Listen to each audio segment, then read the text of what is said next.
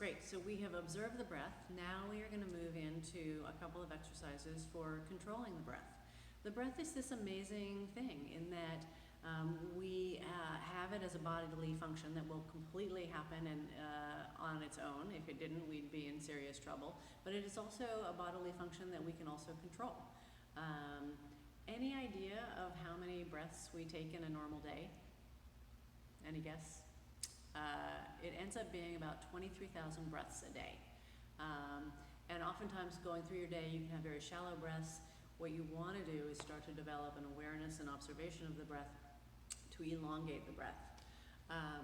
And so here are a couple of controlling breath exercises where you can start to get the feeling of how to elongate the breath, as well as just some interesting observations about what happens when you hold the breath in different places. So we're going to start with some imagery that I find super useful. It's a super easy exercise, but it's just going to start to lengthen the breath. So you may want to come back to that idea of feeling the breath, one hand on the belly, one hand on the chest. And as you breathe in, I want you to have the image of stepping up the steps of a ladder, right? So you're going to count the steps of a ladder.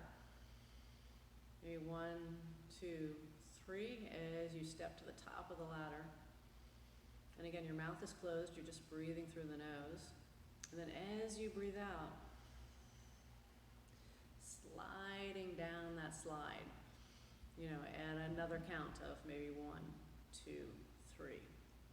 So using that imagery of counting and elongating the breath, so stepping up each step, 2, 3, holding the breath right at the top, and then exhaling, sliding down the slide.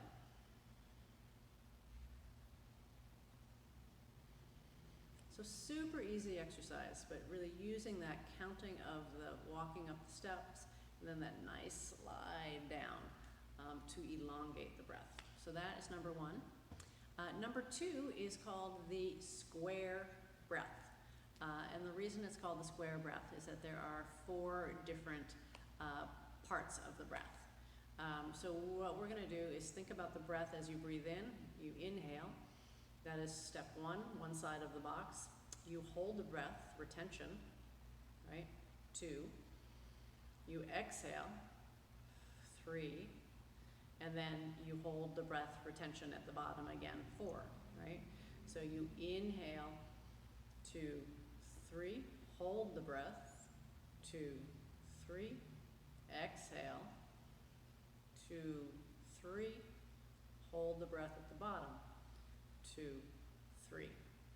So continuing that process of really using that square concept of 4 different parts of the breath.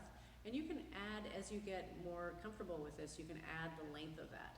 So it can be breathing in, 2, 3, 4, holding the breath, 2, 3, 4, exhaling, 3, 4, and then retaining at the bottom, 2, 3, 4.